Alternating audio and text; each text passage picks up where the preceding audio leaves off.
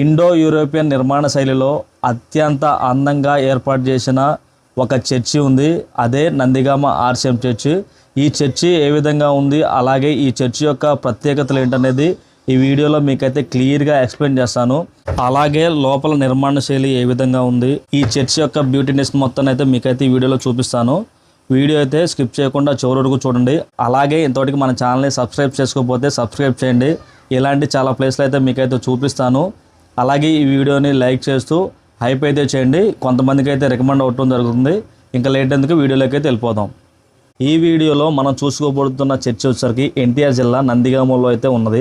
ఇది విజయవాడ నుంచి హైదరాబాద్ వెళ్లే రూట్లో అయితే ఉంటుంది.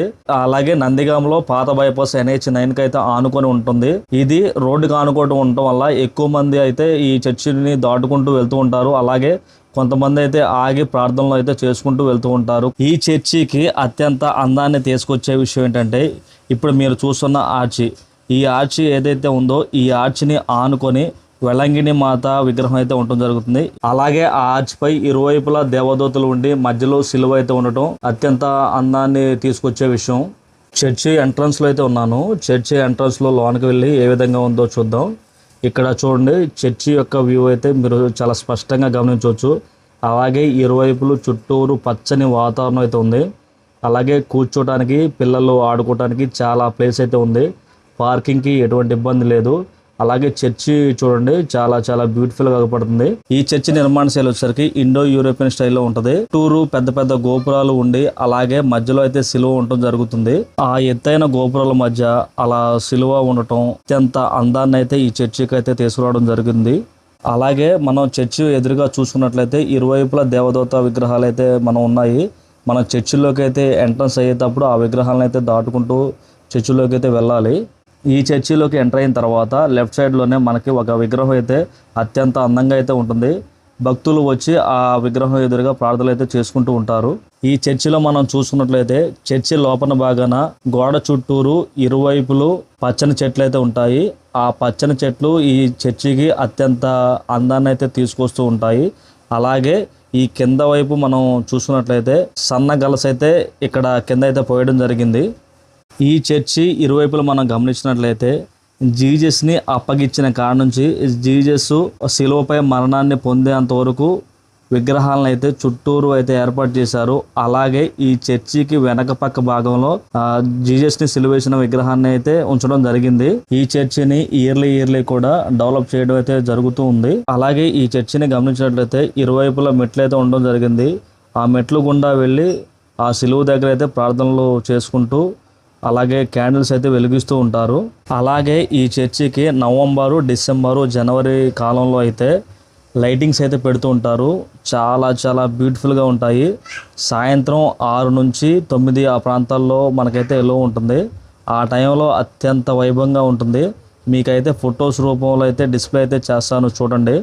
చాలా చాలా బ్యూటిఫుల్గా ఉంటుంది. ఆ టైంలో అయితే చర్చి లైటింగ్స్తో కళకళలాడుతూ అయితే ఉంటుంది. క్రిస్మస్కి మరియు నూతన సంవత్సరానికి మధ్యలో ఇక్కడ చాలా ఈవెంట్స్ అయితే జరుగుతూ ఉంటాయి. చాలా పెద్ద ఎత్తున కార్యక్రమాలు అయితే ఈ చర్చిలో జరుపుతూ ఉంటారు.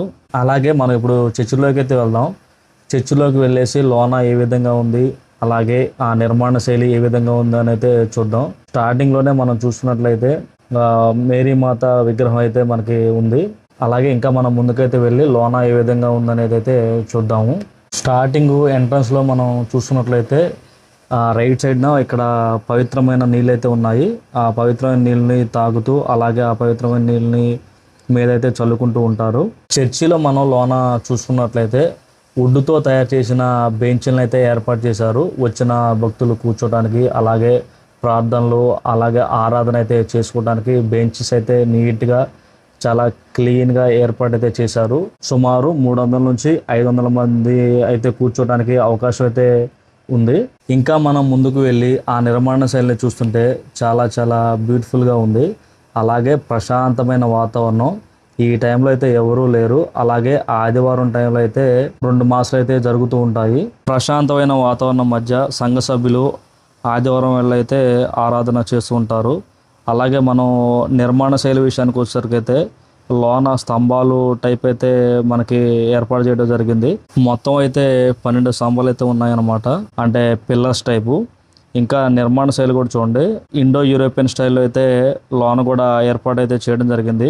చర్చిని అయితే చాలా క్లీన్ గా నీట్ గా అయితే మెయింటైన్ చేస్తూ ఉన్నారు. చర్చ్ అయితే నాకు చాలా చాలా బాగా నచ్చింది. ఇక్కడ ఉన్న వాతావరణం కానీ ఇదంతా నచ్చింది.